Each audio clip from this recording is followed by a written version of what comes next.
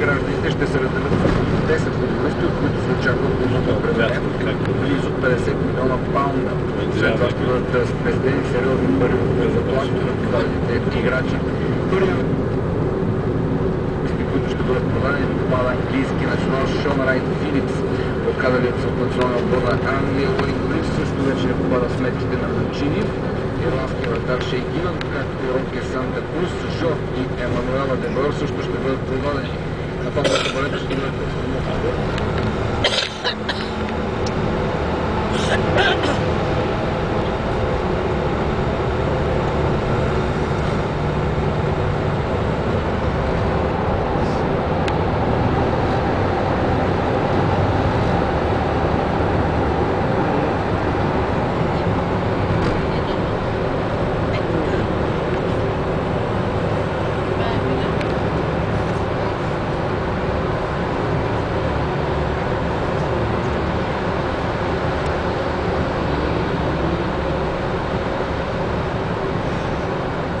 Като се е запесал на една скорост и край. Кой бе? То пред нас. Всичките го отрязаха. Ляво, дясно, където си. Правилно, човек си кара. Това случая него.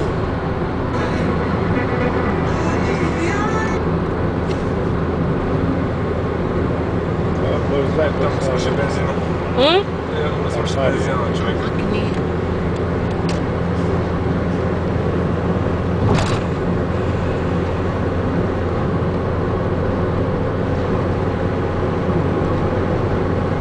Това виж с какъв финт искаше да избере на момент.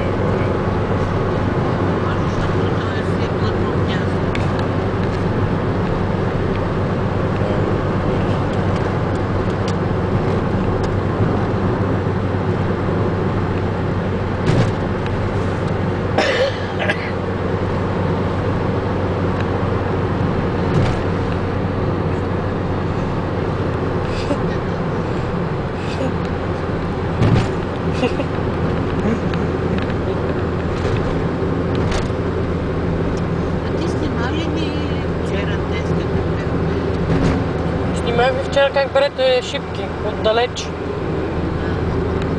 На масата не бяхме всички. На клипче снимах. Докато се смяхме. Кира Гече си пази буса.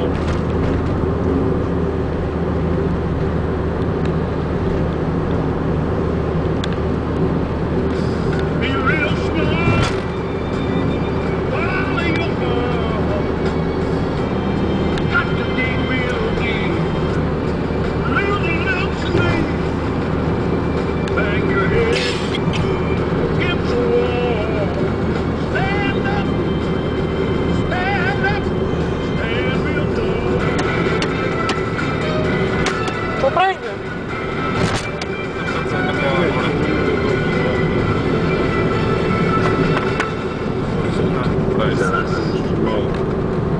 Не скоро стоя. Това за водата с температурата трябва да горе. 17 часа емисия новини.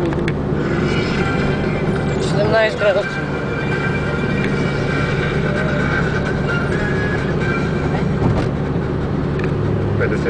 Годишният Николай Грозданов, който бе намерен мъртъв в дома си в Катунец тази сутрин, е търговец на метали.